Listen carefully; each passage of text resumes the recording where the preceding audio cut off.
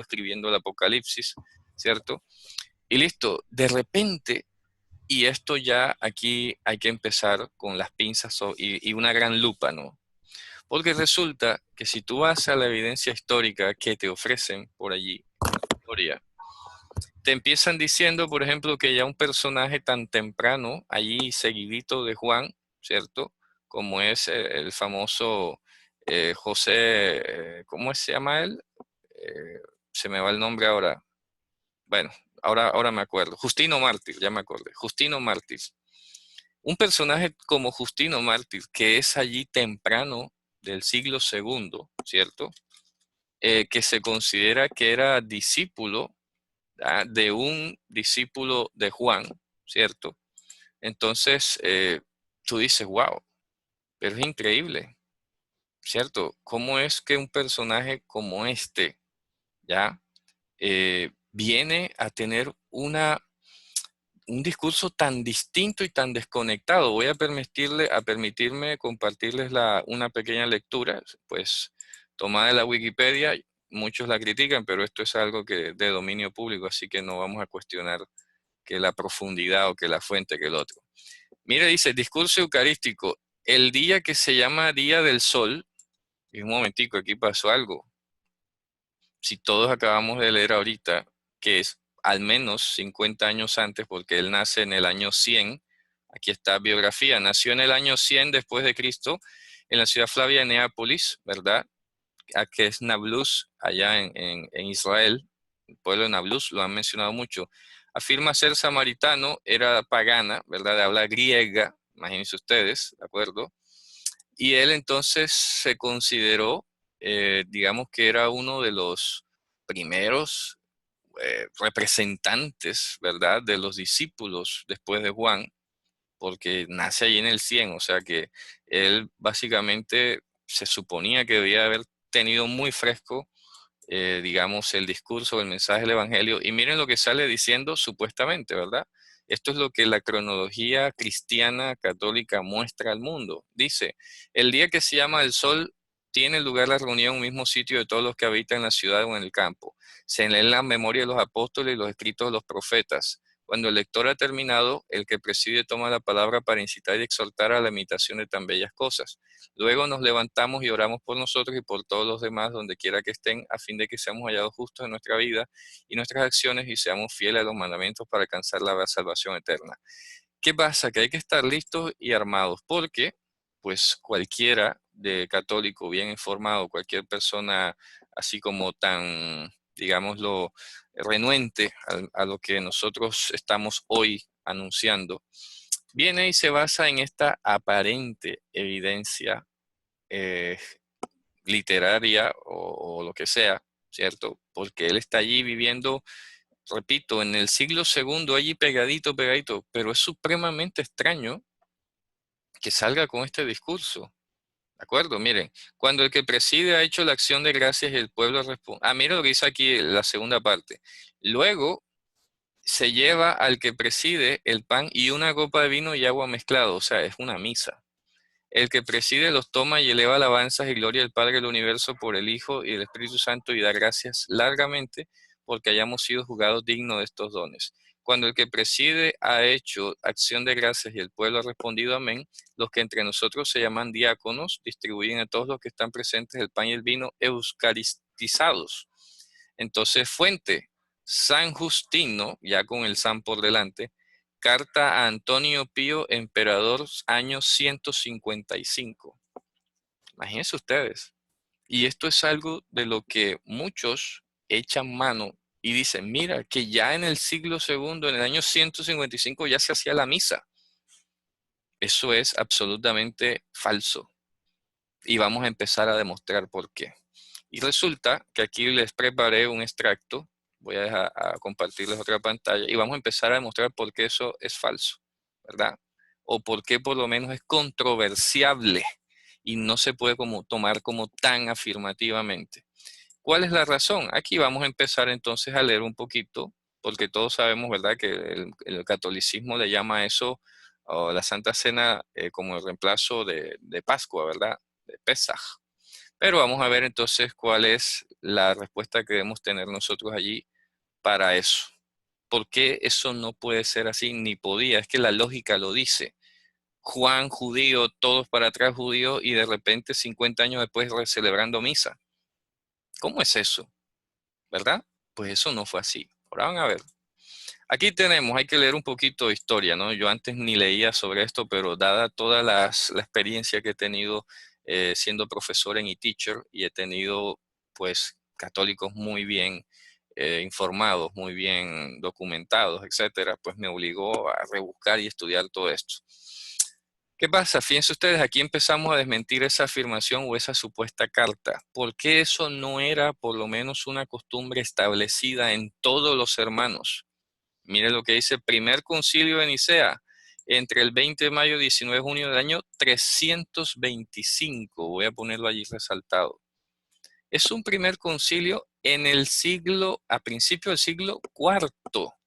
Y mire lo que concluye, una de las primeras cosas que hay que resaltar aquí es, también os enviamos las buenas nuevas del arreglo concerniente a Pesaj. Ojo, o sea que hasta el siglo cuarto habían facciones. Así como habíamos dicho que habían fariseos, saduceos, esenios, samaritanos, celotas, helenistas, bueno, en la cristiandad de ese momento, ¿verdad? Había una pluralidad de prácticas y no estaba nada todavía establecido. Es por eso que apenas, repito, apenas hasta principios del siglo cuarto, apenas se hace el primer concilio denominado ecuménico en el sentido de que era todo el mundo habitado, no eran diferentes religiones, sino es porque el concepto ha cambiado, ¿no? Hoy ecuménico es otra cosa distinta a lo que era en aquella época. Aquí ecuménico es del mundo habitado de todos los, pues llamados así cristianos, del mundo habitado reunidos. Y fíjense ustedes, una de las cosas que empezaron a definir fue sobre Pascua. Y mire lo que dice.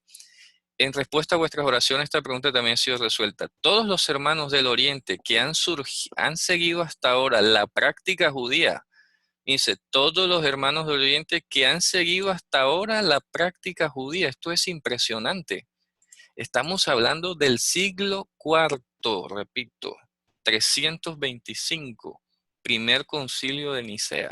Y hasta esa época, contrario a lo que tratan de decir con Justino Mártir, que ya en el 155 se hacía la misa, para que ustedes aprendan, ¿no?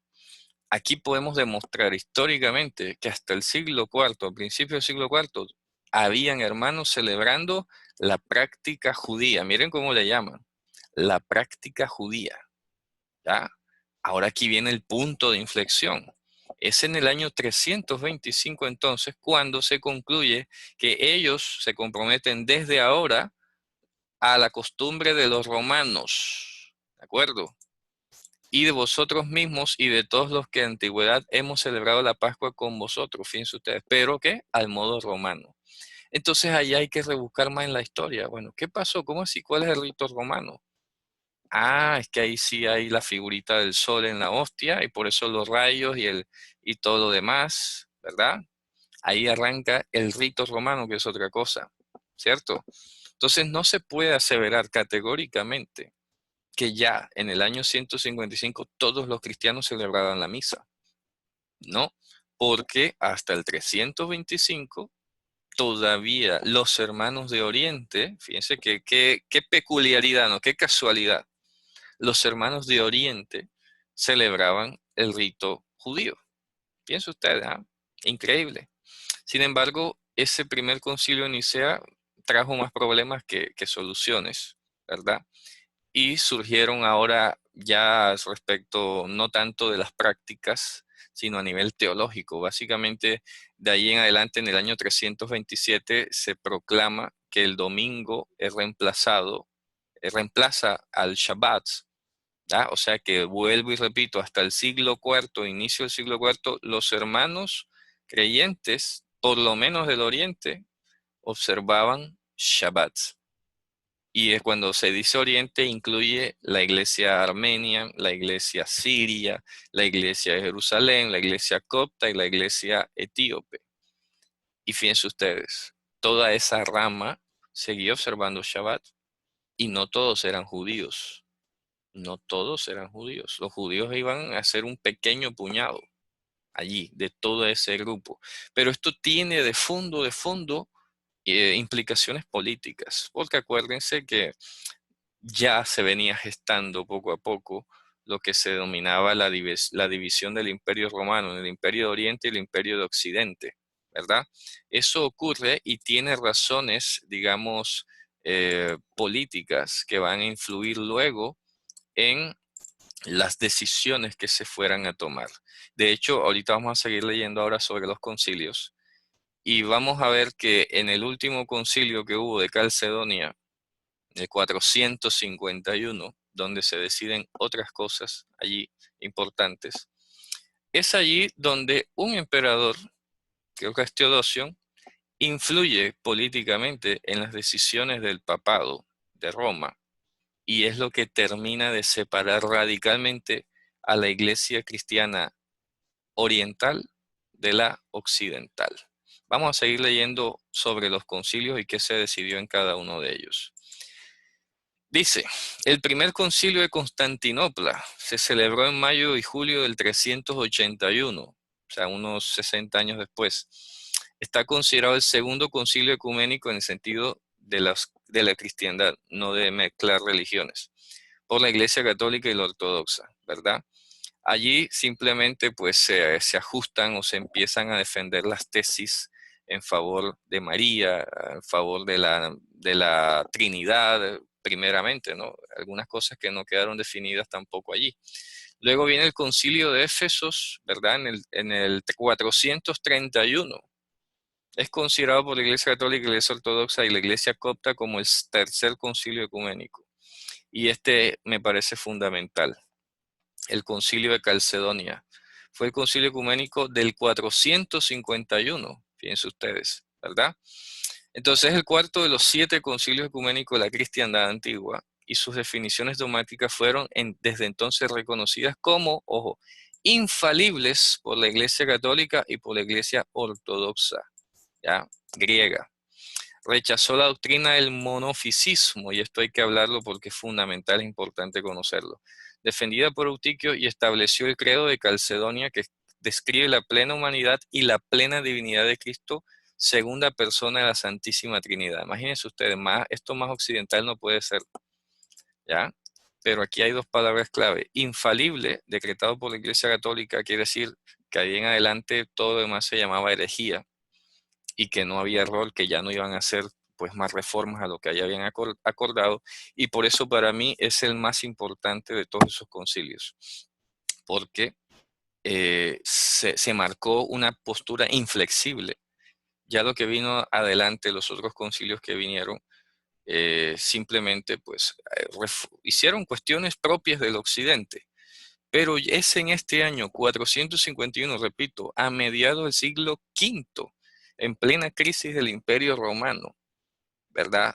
Cuando se rompe la unidad entre la Iglesia de Oriente y la Iglesia de Occidente. ¿Y por qué esta palabra es clave, monofisismo? Porque el monofisismo significa que estos hermanos de esta época del siglo V entendían que Yehoshua era solamente divino, ¿verdad? Hay unas ligeras diferencias con lo que hoy nosotros, o por lo menos yo, estoy defendiendo, pero es muy afín a esto y me pareció impresionante, porque los hermanos de las iglesias etíope, copta, siria, armenia y de ortodoxa cristiana que está en Israel, mantienen la doctrina del monofisismo. ¿Qué es monofisismo? Hombre, prevalece y es solamente divino, Yehoshua. Ellos luego hacen creo, pues en mi opinión, un error en cuanto a la argumentación, porque ellos dicen, bueno, nació con una parte humana, pero era divino, y la parte divina absorbió la parte humana, pero él es solamente divino ahora. Entonces, me parece pues que hubo algún detalle en la argumentación, pero la conclusión es que cuando él estuvo aquí fue solamente divino, fíjense ustedes. Y eso hizo que en este concilio de Calcedonia y por conveniencia imperial, Roma los declarara herejes a ellos. Pero a ver, ¿con qué criterio? Ah, porque son los romanos, ¿verdad? solamente por eso. Entonces, ¿qué hicieron esta rama oriental? Declaró hereje a Roma. Y de ahí hasta el día de hoy están así, irreconciliables. ¿Me explico? Entonces es curioso que luego viene la Reforma Protestante. Bueno, estamos en el año 500, ¿ah? O 451, siglo V. Viene entonces, se acaba el Imperio Romano, se divide el Imperio Oriente de Occidente, luego viene el Imperio Musulmán, ¿cierto? Luego vienen las Cruzadas, que es el intento de Roma de recuperar los territorios de Oriente, de la Tierra Santa. Luego, pues ya estamos en plena Edad Media allí, ¿verdad? Y se acaba el Islam, el dominio del Islam, pues, como imperio, y comienza a propagarse sigilosamente la cristiandad romana, repito, occidental, ya nada que ver con Oriente, nada, o sea, totalmente divorciado. No hubo más concilios con los de Oriente, etcétera, ¿verdad? Hasta ahí llegó eso. Entonces, la visión de muchos hoy es parcial, es corta, porque entonces ven la cristiandad según la versión romana. Es como yo ver hoy el judaísmo según la versión farisea solamente. Ah, pero es que cuando tú ves todas las versiones del judaísmo que había antes, espérate un momento, por qué esto fue declarado así como hereje o por qué esto no? ¿Con razón de qué? ¿Verdad? Entonces, ¿qué va a pasar? Como lo dije al principio, la respuesta nuestra, entonces, ¿qué vamos a hacer? Hombre, hay que volver a la escritura. Hay que volver a las fuentes, a lo que está escrito, porque podemos darnos cuenta, conforme pasó el tiempo, hubo concilios, se negociaron cosas, se hicieron conclusiones humanas por encima de lo que estaba escrito o sin importar lo que estaba escrito. Fíjense ustedes, en 200 años cambió radicalmente el mensaje del Evangelio. Ya no se guardaba Shabbat sino domingo, ya se dejó de hacer el Seder de Pesach para hacer una misa, ¿verdad?